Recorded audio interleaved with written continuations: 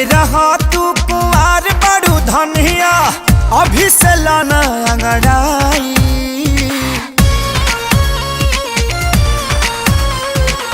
बच के रहा तू कुआर बड़ू धनिया, अभी से लाना अंगड़ाई।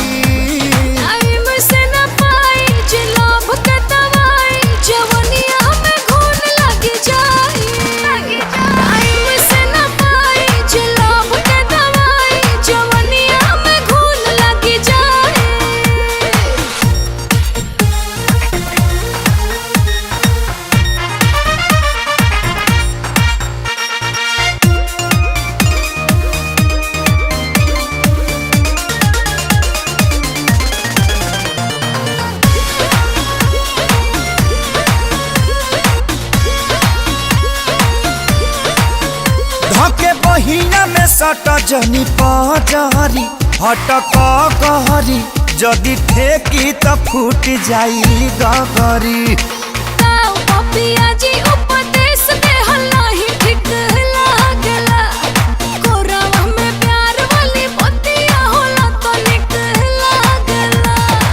कहला पतोहारा ना फूनो भी पचढ़ देबू चढ़ा के गिराई।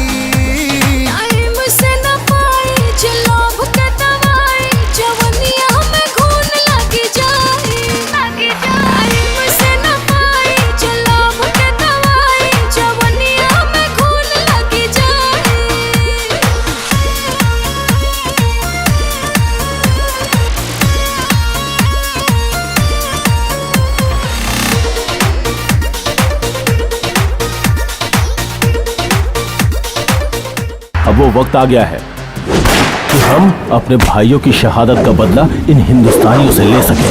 सुन, मैं वो फौजी हूँ जो देश के बाहर जाकर दुश्मनों को ठोकता हूँ। तू तो देश के अंदर है। अब तेरे ऊपर मेरा सर्जिकल स्ट्राइक स्टार्ट हो चुका है।